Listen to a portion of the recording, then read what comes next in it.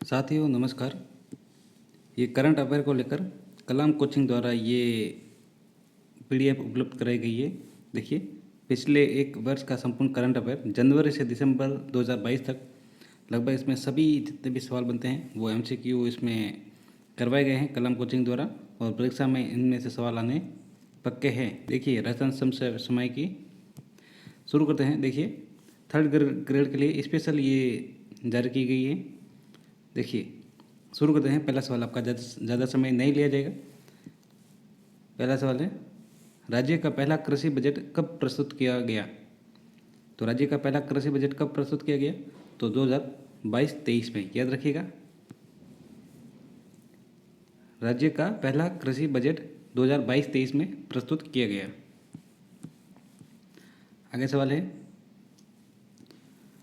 मुख्यमंत्री चिरंजीवी दुर्घटना बीमा योजना में बीमित परिवार को दिए जाने वाली दुर्घटना बीमा कवर राशि कितनी है? तो ये 5 लाख रुपए है।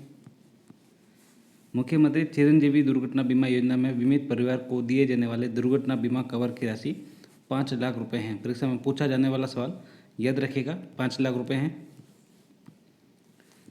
इंदिरा गांधी शहरी रोजगार गारंटी योजना का क्रियान्वयन कौन से विभाग द्वारा किया जा रहा है? इंदिरा गांधी शहरी रोजगार गारंटी योजना का क्रियान्वयन कौन से विभाग द्वारा किया जा रहा है? तो ये स्वायत्त शासन विभाग द्वारा इंदिरा गांधी शहरी रोजगार गारंटी योजना का क्रियान्वयन किया जा रहा है। याद रखिएगा। आगे देखेंगे,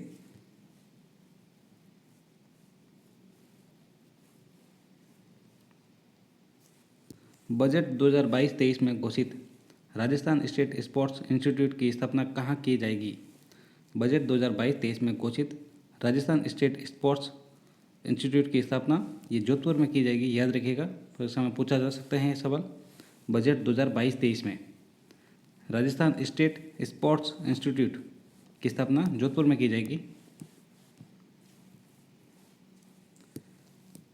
राज्य बजट 2022-23 में प्रस्तावित स्टेट रोड सेफ्टी इंस्टीट्यूट की स्थापना कहाँ की जाएगी? तो रोड सेफ्टी की जाएगी जयपुर में, और स्पोर्ट्स इंस्टीट्यूट की स्थापना है वो है जोधपुर में। याद रखिएगा, रोड सेफ्टी इंस्टीट्यूट ये जयपुर में। सवाल है, राज्य बजट 2022-23 में घोषित संस्था तथा संबंधित स्थान के संबंध में निम्नलिखित में से कौन सा एक विकल्प जो सुमेलित नहीं है वो हमें बताना है। तो देख लीजिए कौन कौन से सुमेलित हैं। तो पहला है Jodhpur centre of excellence and research, तो ये सुमेलित हैं। आगे देखेंगे, बाड़मेर PCPIR, तो ये भी सुमेलित हैं। और जयपुर ई वेस्ट रिसाइकल पार्क, ये भी सुमेलित हैं। तो इनकी जानकारी हमें ज़्यादा आवश्यक है, ये सुमेलित नहीं है। डी, सड़क सुरक्षा को मद्देनजर रखते हुए निम्नलिखित में से कौन से मार्ग को पायलट प्रोजेक्ट के तहत दुर्घटना रहित सड़क के रूप में विकसित किया जाएगा? सड़क सुरक्षा को मद्देनजर रखते हुए निम्नलिखित में से कौन से मार्ग को पायलट प्रोजेक्ट के तहत दुर्घटना रहित सड़क के रूप में विकसित किया जाएगा? तो ये देखिए, शाहजहाँपुर से अजमेर, बर बिलाड़ा जोधपुर, सीकर से बीकानेर, उपरोक्त सभी, इन सभी को सड़क सुरक्षा को मद्देनजर रखते हुए ये सभी हैं जिन मार्गों को पायलट प्रोजेक्ट के तहत दुर्घटना रहित सड़क के रूप में विकसित किया जाएगा। कौन कौन से हैं देखिए, शाहजहाँपुर से अजमेर, बर बिलाड़ा जोधपुर, सीकर से बीकानेर। आगे देखेंगे, पैरा खिलाड़ी तो आवासीय पैरा खेल अकादमी की स्थापना कहाँ की जाएगी? आवासीय पैरा खेल की अकादमी की स्थापना कहाँ की जाएगी? तो ये जयपुर जोधपुर में। परीक्षा में पूछा गया सवाल है, वापस आ सकता है। याद रखिएगा, पैरा खिलाड़ी है तो आवासीय पैरा खेल अकादमी की स्थापना जयपुर जोधपुर में। आगे देखेंगे, राज्य बजट 2022-23 में घोषित डब्ल्यू हब का उद्देश्य है। तो ये महिला उद्यमिता को बढ़ावा देना। याद रखेंगे, डब्ल्यू हब का उद्देश्य क्या है? महिला उद्यमिता को बढ़ावा देना। 2022-23 के बजट में घोषित हैं ये।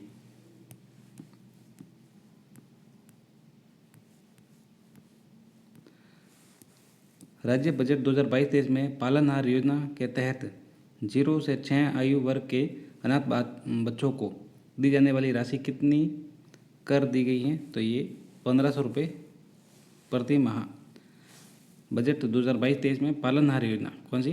पालनहार योजना के तहत 0 से 6 वर्ष के आयु वर्ग के अनाथ बच्चों को दिए जाने वाली राशि कितनी कर की दी गई है? तो ये 1500 प्रति माह।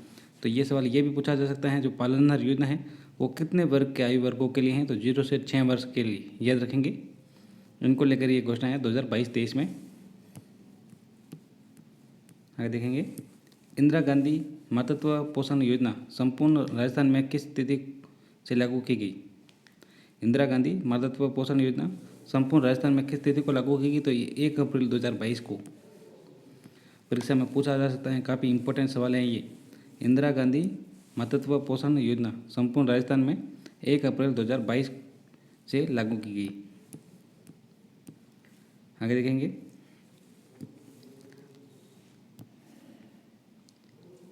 राज्य बजट 2022-23 में घोषित टेक्नोलॉजी आधारित इंडस्ट्रियल लगाने हेतु बहुमंजिला उद्योग परिसर का निर्माण कहाँ किया जाना प्रस्तावित है? तो ये देखिए, सलारपुर ग्रेटर भिवाड़ी में और बोरानाड़ा जोधपुर में। ए व बी दोनों, डी। एक बार वापस पढ़ते हैं, देखिए, 2022-23 में घोषित टेक्नोलॉजी आधारित इंडस्ट्रियल लगाने हेतु बहुमंजिला उद्योग परिसर, तो ये सलारपुर जो ग्रेटर भिवाड़ी और बोरानाड़ा जोधपुर।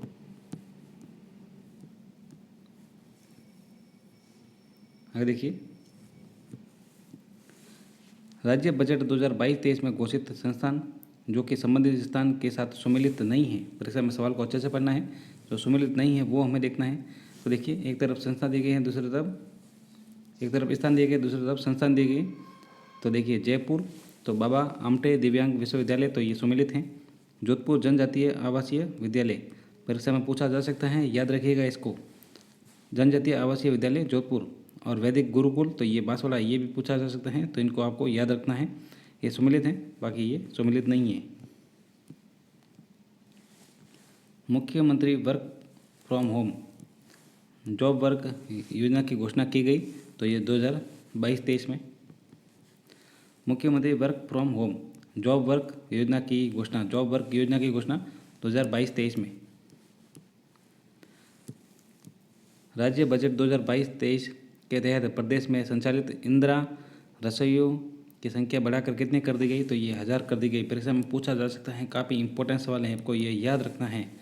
राज्य जो बजट है 2022-23 के तहत प्रदेश में संचालित इंदिरा रसोइयों की संख्या बढ़ाकर कितनी की गई? तो 1000 की गई, याद रखिएगा।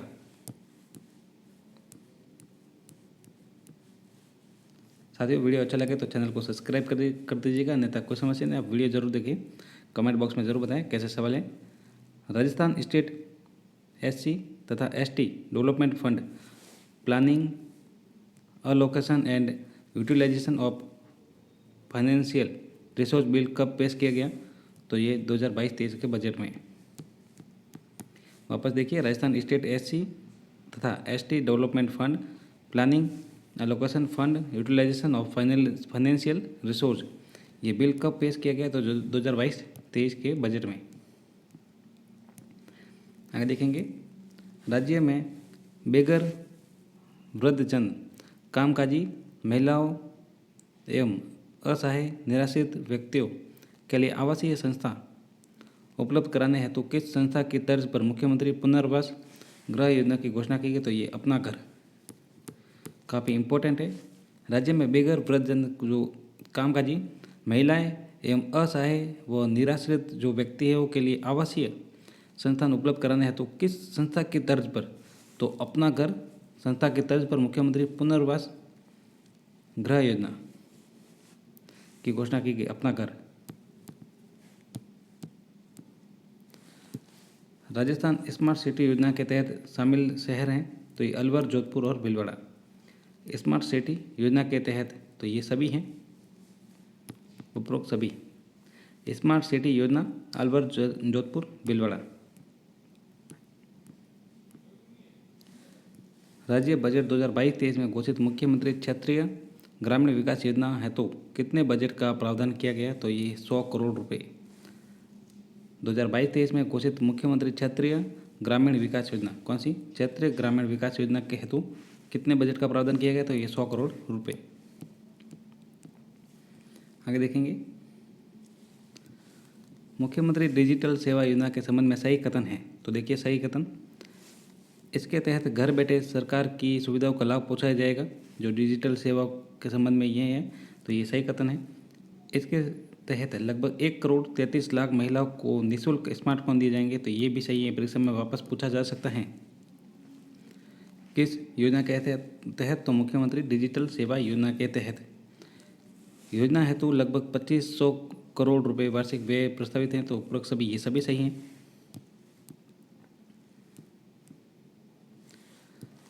वर्ष 2022-23 में प्रस्तुत राज्य के प्रथम कृषि बजट के अंतर्गत स्वीकृत राशि राज्य के सकल घरेलू उत्पाद जीएसडीपी का कितना प्रतिशत है? तो 5.92। सी राइट आंसर हो जाएगा। वर्ष 2022-23 में प्रस्तुत राज्य के प्रथम कृषि बजट के अंतर्गत स्वीकृत राशि राज्य के सकल घरेलू उत्पाद का 5.92% है। आगे देखेंगे, राज्य बजट 2022-23 में निम्नलिखित में से कौन से स्थान पर एंटी नारकोटिक्स चौकी बनाए जाने की घोषणा की गई? तो एंटी नारकोटिक्स चौकी बनाए जाने की घोषणा मलारामपुर, संगरिया, हनुमानगढ़ में ये घोषणा की गई है। याद रखेंगे, परीक्षा में पूछा जा सकता है। 2022-23 में ये घोषणा की गई है। तो एंटी नारकोटिक्स जो चौकी बनाई जाएगी वो मलारामपुर, संगरिया में, हनुमानगढ़ में।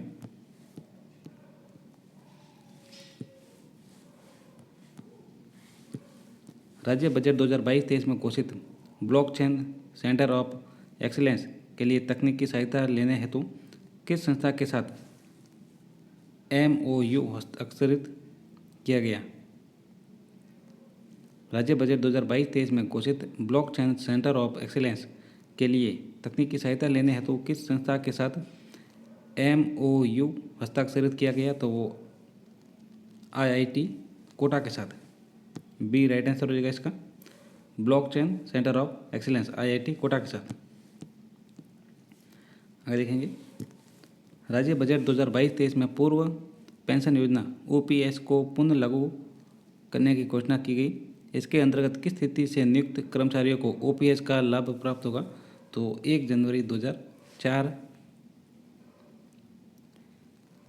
से नियुक्त कर्मचारियों को OPS का लाभ प्राप्त होगा। थर्ड ग्रेड के लिए स्पेशल हैं, आप पूरी अवश्य देखें, सवाल आ सकते हैं इसमें से। राज्य बजट 2022-23 में मुख्यमंत्री कृषक साथी योजना की राशि को बढ़ाकर कितना कर दिया गया? तो 5,000 करोड़ रुपए कर दिया गया। मुख्यमंत्री कृषक साथी योजना की राशि को बढ़ाकर कितना किया गया? तो 5,000 करोड़ रुपए।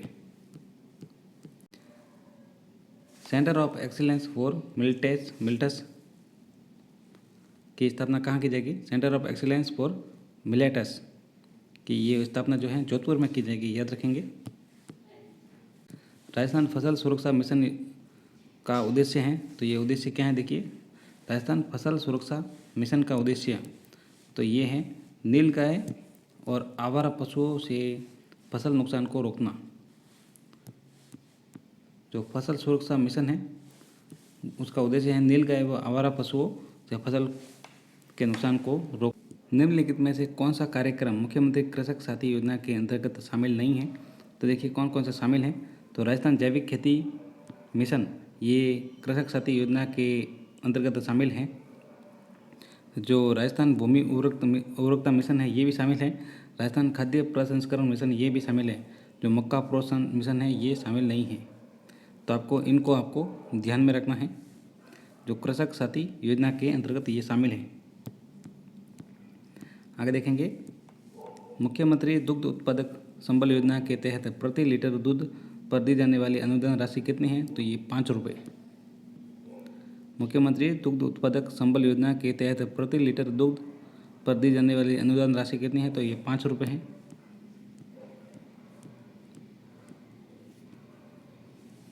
डॉक्टर भीमराव अंबेडकर राजस्थान दलित आदिवासी उद्यम प्रोत्साहन योजना 2022 कौन से विभाग द्वारा संचालित की जाएगी?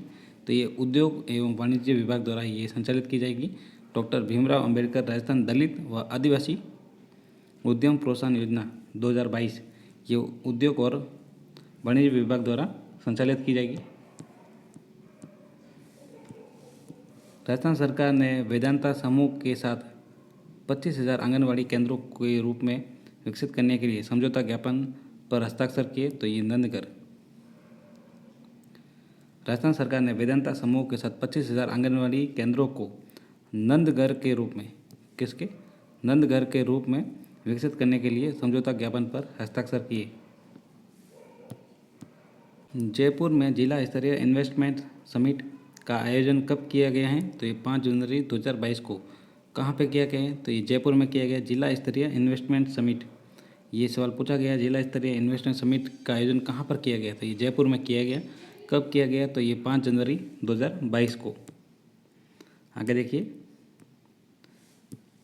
महात्मा गांधी नरेगा के तहत राजस्थान में सहरिया कथोड़ी जनजाति एवं विशेष योग्यजन श्रमिकों के लिए कितने दिन के रोजगार की गारंटी प्रदान की गई है? तो ये 200 दिन के लिए। किसके तहत? तो महात्मा गांधी नरेगा के तहत। याद रखेंगे, राजस्थान में सहरिया कथोड़ी व जनजाति व विशेष योग्यजन श्रमिकों के लिए पूछा गया सवाल है। अच्छा सवाल है। सवाल पूछा जाता है सीधा, किस योजना के तहत सहरिया कथोड़ी और विशेष योग्यजन श्रमिकों के लिए 200 दिन की रोजगार की गारंटी दी गई? तो ये महात्मा गांधी नरेगा के तहत। आगे देखिए, राजकीय विद्यालयों में अध्ययनरत कक्षा 1 से 8 तक के विद्यार्थियों को सप्ताह में कितने दिन दूध उपलब्ध कराया जाता है? तो ये 2 दिन। 1 से 8 तक की कक्षा तक, ये भी सवाल याद रखिए। कक्षा 1 से 8 तक ये पूछा गया सवाल है। किस कक्षा तक? तो 1 से 8 तक के अभ्यर्थियों को सप्ताह में कितने दिन? तो ये 2 दिन दूध उपलब्ध कराया जाता है। राजस्थान सार्वजनिक परीक्षा भर्ती में अनुचित साधनों की रोकथाम विधेयक 2022 के अनुसार अनुचित साधनों के प्रयोग का दोषी पाए जाने वाले परीक्षार्थी को न्यूनतम कितना अर्थदंड देना होगा? तो 1 लाख रुपए देना होगा। स्वास्थ्य सूचकांक 2021 के अनुसार बड़े राज्यों की श्रेणी में राजस्थान को कौन सा स्थान प्राप्त हुआ है? तो ये 16वां स्थान प्राप्त हुआ है। स्वास्थ्य सूचकांक 2021 के अनुसार बड़े राज्यों की श्रेणी में राजस्थान को 16वां स्थान प्राप्त हुआ है। याद रखेंगे, परीक्षा में ऐसे ही सवाल पूछे जाते हैं। Centre for monitoring Indian economy के अनुसार बेरोजगारों की संख्या के आधार पर राजस्थान को वर्ष 2021 में कौन सा स्थान प्राप्त हुआ? तो ये पहला स्थान प्राप्त हुआ। Centre for monitoring Indian economy के अनुसार बेरोजगारों की संख्या के आधार पर राजस्थान को कौन सा स्थान प्राप्त हुआ 2021 में? तो ये पहला स्थान प्राप्त हुआ। स्वच्छ भारत मिशन के तहत चुने गए आइकॉनिक प्लेसेस में कौन सा स्थान शामिल है? तो स्वच्छ भारत मिशन के तहत आइकॉनिक प्लेस में जैसलमेर, कुंभलगढ़ और अजमेर दरगाह शामिल हैं। इसमें से उपरोक्त सभी डी। आगे देखिए, 10 गीगाबाइट सौर ऊर्जा विकसित करने वाला पहला राज्य कौन सा है? 10 गीगाबाइट सौर ऊर्जा विकसित करने वाला पहला राज्य, तो ये राजस्थान है। निर्यात तैयारी सूचकांक 2021 की ओवरऑल रैंकिंग में राजस्थान का कौन सा स्थान प्राप्त हुआ? तो ये 11वां प्राप्त हुआ। निर्यात तैयारी सूचकांक 2021 की ओवरऑल रैंकिंग में राजस्थान को 11वां स्थान प्राप्त हुआ। देखिए, अच्छा सवाल है, इंपॉर्टेंट सवाल है। राजस्थान को पहला यूरेनियम प्रोजेक्ट कहाँ पर स्थापित किया जा रहा है? तो ये खंडेला में। ए, राजस्थान का पहला यूरेनियम प्रोजेक्ट कहाँ पर स्थापित किया जाएगा? तो ये खंडेला में पहला है यूरेनियम प्रोजेक्ट। हाल ही में राज्य की पहली गोल्ड माइन से खनन हेतु अधिसूचना जारी कर दी गई है। ये माइन कहाँ पर है? तो ये भीलवाड़ा में है। पहली गोल्ड माइन कहाँ पर? तो ये भीलवाड़ा में। परीक्षा में पूछा जा सकता है। अधिसूचना जारी कर दी गई है इसको लेकर। तो ये माइन कहाँ पर है? तो ये भीलवाड़ा में है। पीएम मित्र योजना के अंतर्गत राजस्थान में कहाँ पर मेगा टेक्सटाइल पार्क की स्थापना की जाएगी? तो मेगा टेक्सटाइल की स्थापना जोधपुर में की जाएगी। प्रदेश में पहला नियोनटोलॉजी इंस्टीट्यूट कहाँ पर बनाया जाएगा? तो ये अजमेर में बनाया जाएगा। पहला नियोनटोलॉजी इंस्टीट्यूट तो ये अजमेर में। क्षेत्रफल की दृष्टि से राजस्थान का दूसरा बड़ा टाइगर रिजर्व कौन सा है? क्षेत्रफल की दृष्टि से दूसरा बड़ा रणथंभौर है। सी राइट आंसर हो जाएगा इसका। प्रदेश की दूसरी लेपर्ड सफारी कहाँ पर प्रारंभ की जाएगी? तो दूसरी की जाएगी आमागढ़ में। प्रदेश की दूसरी लेपर्ड सफारी आमागढ़ में प्रारंभ की जाएगी। पूर्व प्रधानमंत्री श्री मनमोहन सिंह द्वारा राजस्थान के कौन से गांव को सांसद आदर्श ग्राम योजना के तहत गोद लिया गया है? तो ये भटेरी गांव को श्री मनमोहन सिंह द्वारा राजस्थान के सांसद आदर्श गांव ग्राम योजना के तहत गोद लिया गया है, भटेरी गांव को। कोरोना वैक्सीन की दोनों डोज 100% लगवाने वाला पहला जिला कौन सा है? तो ये प्रतापगढ़ है। कोरोना वैक्सीन को पहली डोज सबसे पहले लगवाने वाला 100% लगवाने वाला जिला प्रतापगढ़ है। राज्य का पहला अल्ट्रा थर्मल पावर प्लांट कहाँ पर लगाया जा रहा है? तो पहला लगाया जा रहा है अल्ट्रा थर्मल पावर प्लांट ये बांसवाड़ा में लगाया जा रहा है, याद रखिएगा। राज्य का पहला अल्ट्रा थर्मल पावर प्लांट ये बांसवाड़ा में लगाया जा रहा है। MSME टेक्नोलॉजी पार्क की स्थापना निम्नलिखित में से कौन से स्थान पर की जाएगी? तो ये दौसा। MSME टेक्नोलॉजी पार्क की स्थापना ये दौसा में की जाएगी।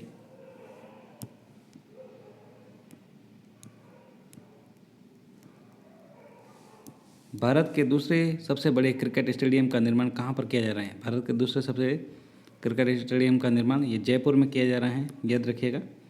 भारत का दूसरा सबसे बड़ा क्रिकेट स्टेडियम जयपुर में। सवाल है, देखिए, द इकोनॉमिक बुलेटिन के संदर्भ में कौन सा कथन सत्य है? तो आप ये तो पढ़िए ही मत, आपको जो सत्य कथन है वही देखना है। तो देखिए, ये राजस्थान विश्वविद्यालय की एक त्रैमासिक पत्रिका है। डी, यूक्रेन में फंसे भारतीय विद्यार्थियों और नागरिकों की सहायता के लिए राज्य सरकार द्वारा जारी किया गया पोर्टल कौन सा है? तो ये है ई-इंटीमेट पोर्टल। यूक्रेन में फंसे भारतीय विद्यार्थियों और नागरिकों की सहायता के लिए राज्य सरकार द्वारा जारी किया गया पोर्टल कौन सा है? तो ई-इंटीमेट पोर्टल।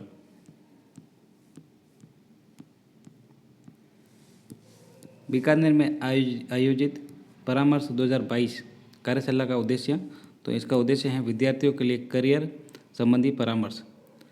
किसका? बीकानेर में आयोजित है ये भी याद रखें, परामर्श 2022। तो परामर्श 2022 कार्यशाला का उद्देश्य क्या है? तो विद्यार्थियों के लिए करियर संबंधी परामर्श। इसका आयोजन कहाँ पर किया गया? तो ये बीकानेर में, याद रखेंगे, बीकानेर में इनका आयोजन किया गया। आगे देखेंगे, राजस्थान युवा पखवाड़े का आयोजन निम्नलिखित में से किसके द्वारा किया गया? तो युवा पखवाड़े का जो आयोजन है वो शांति एवं अहिंसा निदेशालय द्वारा किया गया। बी राइट आंसर होगा। युवा पखवाड़े का आयोजन, याद रखेंगे, शांति एवं अहिंसा निदेशालय द्वारा।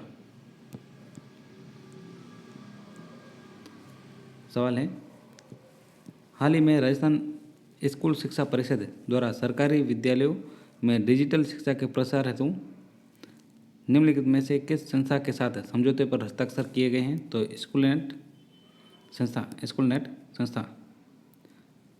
हाल ही में राजस्थान स्कूल शिक्षा परिषद द्वारा सरकारी विद्यालयों में डिजिटल शिक्षा के प्रसार हेतु निम्नलिखित में से स्कूलनेट संस्था के साथ समझौते पर हस्ताक्षर किए गए हैं।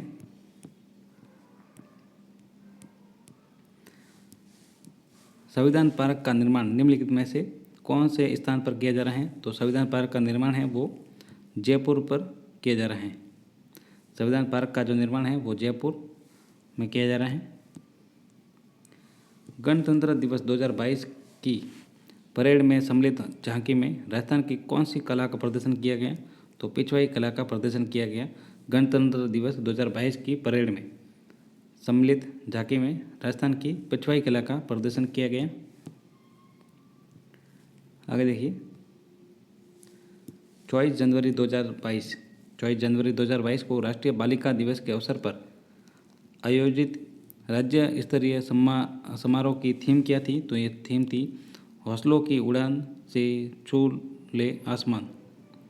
24 जनवरी 2022 को राष्ट्रीय बालिका दिवस के अवसर पर, किसके दिन? राष्ट्रीय बालिका दिवस के अवसर पर आयोजित राज्य स्तरीय जो समारोह था उसकी थीम थी हौसलों की उड़ान से छू लूँ आसमान। हाल ही में भारतीय वायुसेना का अभ्यास ईस्टर्न ब्रिज 6 निम्नलिखित में से किस देश के साथ संपन्न हुआ? तो ये ओमान के साथ। याद रखेंगे, भारतीय वायुसेना का अभ्यास ईस्टर्न ब्रिज 6 निम्नलिखित में से किस देश के साथ संपन्न हुआ? तो ये ओमान के साथ।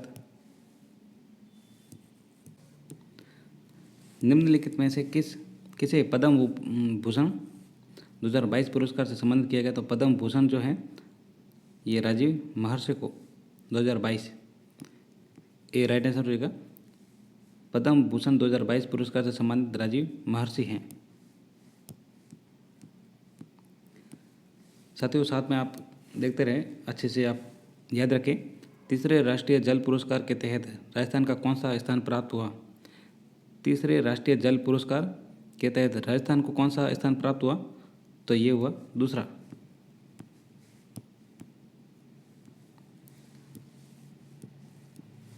राजस्थान राज्य क्रीड़ा परिषद की पहली महिला अध्यक्ष किसे नियुक्त किया गया? तो ये कृष्णा पुनिया को नियुक्त किया गया। राज्य क्रीड़ा परिषद की पहली महिला अध्यक्ष कृष्णा पुनिया।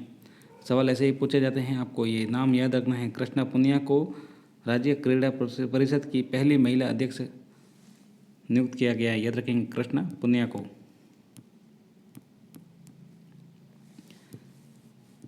गीता सामोता का संबंध राजस्थान के किस जिले से है? तो गीता सामोता का संबंध है वो सीकर जिले से है। याद रखेंगे। निम्नलिखित में से किसे केंद्र सरकार द्वारा नारी शक्ति पुरस्कार 2021 से सम्मानित किया गया? तो बतुल बेगम को केंद्र सरकार द्वारा नारी शक्ति पुरस्कार 2021 से सम्मानित किया गया। 2021 में बतुल बेगम को। निम्नलिखित में से किसे 20 सूत्री कार्यक्रम का उपाध्यक्ष नियुक्त किया गया? तो 20 सूत्री उपाध्यक्ष नियुक्त किया गया चंद्रभान सिंह को। 20 सूत्री कार्यक्रम का उपाध्यक्ष तो चंद्रभान सिंह। राज्य सरकार ने प्रतियोगी परीक्षाओं को सुचारू रूप से आयोजित करने हेतु किसकी अध्यक्षता में उच्च स्तरीय समिति का गठन किया गया? तो विजय कुमार व्यास की अध्यक्षता में उच्च स्तरीय समिति का गठन किया गया। विजय कुमार व्यास की अध्यक्षता में राज्य सरकार ने प्रतियोगी परीक्षाओं को सुचारू रूप से आयोजित करने हेतु विजय कुमार व्यास की अध्यक्षता में। आगे देखिए, निम्नलिखित में से किसे ई गवर्नेंस राजस्थान अवार्ड से सम्मानित किया गया? तो ये ओम प्रकाश को ई गवर्नेंस राजस्थान अवार्ड से सम्मानित किया गया। हाल ही में गौरी माहेश्वरी को प्रधानमंत्री राष्ट्रीय बाल पुरस्कार से सम्मानित किया गया। उन्हें ये पुरस्कार किस श्रेणी में दिया गया? तो कला एवं संस्कृति की श्रेणी में दिया गया। तो ये सवाल अभी पूछा गया था सीईटी में कि प्रधानमंत्री राष्ट्रीय बाल पुरस्कार से सम्मानित किया गया है किसे? तो गौरी माहेश्वरी को। याद रखेंगे, राष्ट्रीय बाल पुरस्कार से सम्मानित किया गया प्रधानमंत्री राष्ट्रीय बाल पुरस्कार से गौरी माहेश्वरी को कला एवं संस्कृति की श्रेणी में। हाल ही में मधु कांकरिया को बिहारी पुरस्कार से सम्मानित किया गया। उन्हें ये पुरस्कार कौन सी कृति के लिए दिया गया? तो ये हम यहाँ थे की कृति के लिए मधु कांकरिया को बिहारी पुरस्कार से सम्मानित किया गया।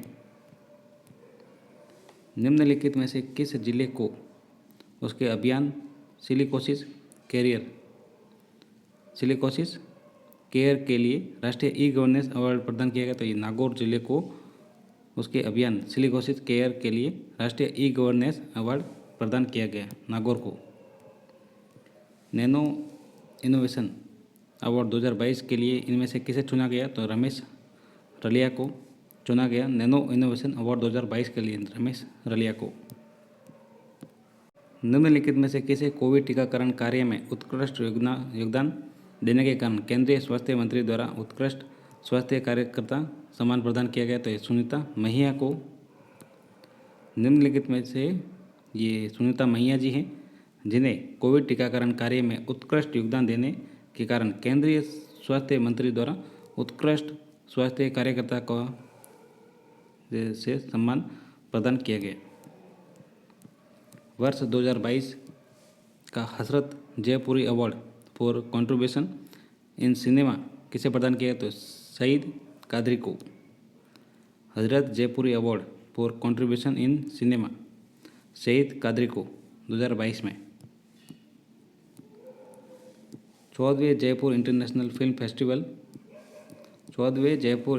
फिल्म फेस्टिवल में पुरस्कार प्राप्त करने वाली राजस्थानी भाषा की शॉर्ट फिल्म कौन सी है? तो वॉशिंग मशीन। ये राजस्थानी भाषा की शॉर्ट फिल्म है। सी राइट आंसर हो जाएगा इसका। 14वें जयपुर इंटरनेशनल फिल्म फेस्टिवल में पुरस्कार प्राप्त करने वाली राजस्थान भाषा की शॉर्ट फिल्म वॉशिंग मशीन है। इसको आप याद रखें। प्रधानमंत्री सुरक्षित मातृत्व अभियान के तहत प्रदेश में मातृत्व स्वास्थ्य में उत्कृष्ट कार्य करने पर टीम अवार्ड श्रेणी में किसे प्रथम स्थान प्राप्त हुआ? तो ये बांसवाड़ा को। प्रधानमंत्री सुरक्षित मातृत्व अभियान के तहत प्रदेश में मातृत्व स्वास्थ्य में उत्कृष्ट कार्य करने पर टीम अवार्ड श्रेणी में बांसवाड़ा को प्रथम स्थान प्राप्त हुआ।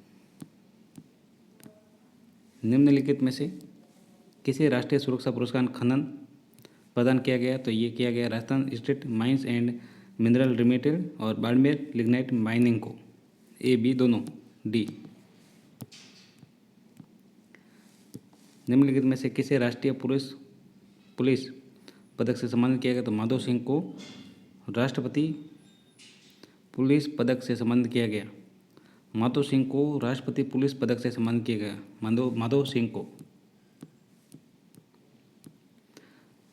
अच्छा सवाल है, देखिए। डॉक्टर कोमल कोठारी स्मृति लाइफ टाइम अचीवमेंट अवार्ड निम्नलिखित में से कौन सी संस्था द्वारा प्रदान किया जाता है? तो ये पश्चिम क्षेत्र सांस्कृतिक कला केंद्र उदयपुर द्वारा ये प्रदान किया जाता है। डॉक्टर कोमल कोठारी स्मृति life time achievement award.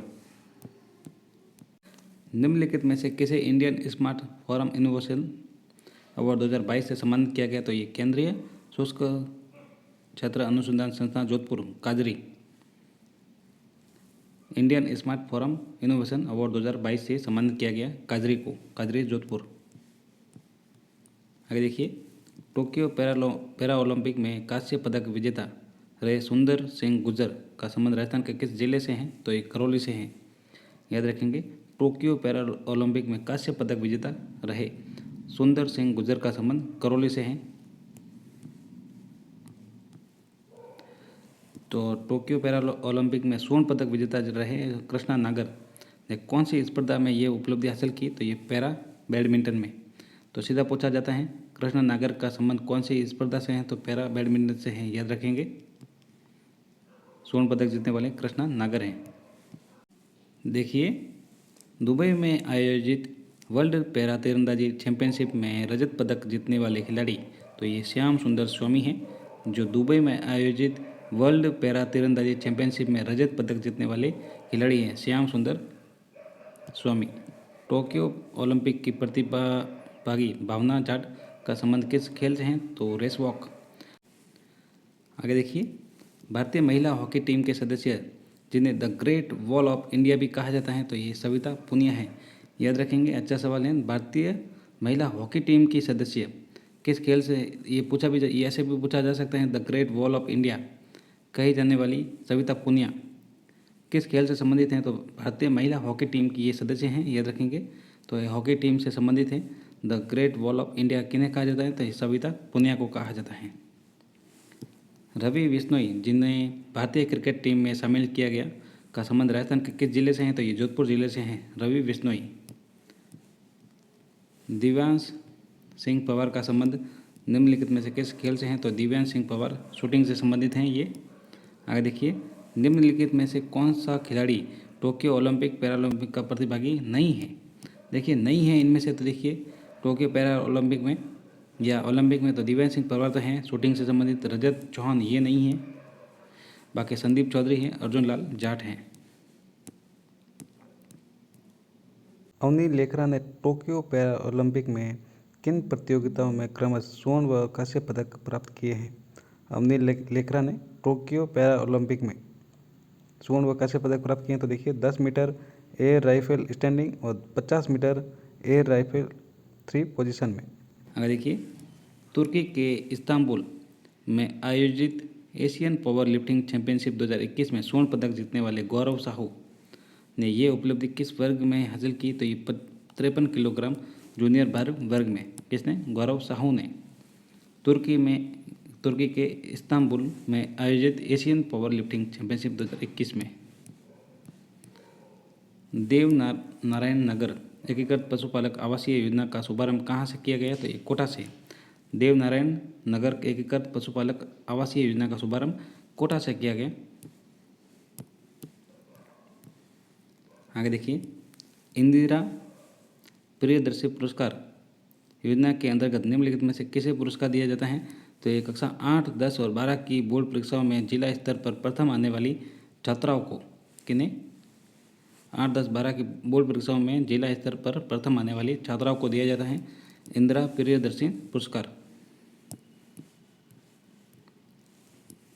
Rajasthan film पर्यटन प्रोत्साहन नीति 2022 कब लागू की गई? तो ये लागू की 18 अप्रैल 2022 से। राजस्थान फिल्म पर्यटन प्रोत्साहन नीति 2022 ये 18 अप्रैल 2022 से लागू की गई। राजस्थान सीएनजी नीति 2022 के प्रारूप अनुसार सीएनजी ईंधन के लिए रजिस्टर्ड होने वाले वाहनों को रजिस्ट्रेशन शुल्क में कितनी छूट दी जाएगी? तो ये 100% छूट दी जाएगी। ग्रीन एग्रीकल्चर प्रोजेक्ट के तहत हाल ही में राजस्थान के किस स्थान का चयन किया गया? तो ये राष्ट्रीय मरु उद्यान का चयन किया गया। ग्रीन एग्रीकल्चर प्रोजेक्ट के तहत राष्ट्रीय मरु उद्यान का चयन किया गया। ऑपरेशन चंबल का संबंध राजस्थान के किस जिले से है? तो ये जयपुर जिले से है ऑपरेशन चंबल का संबंध। मिशन सुरक्षा चक्र का उद्देश्य तो एनीमिया व कुपोषण से मुक्ति। मिशन सुरक्षा चक्र एनीमिया व कुपोषण से मुक्ति। आंचल कार्यक्रम राजस्थान के कौन से जिले में संचालित किया गया? तो ये करौली में संचालित किया गया। आंचल कार्यक्रम राजस्थान के करौली में संचालित किया गया। मिशन बुनियादी का संबंध है डिजिटल शिक्षा से।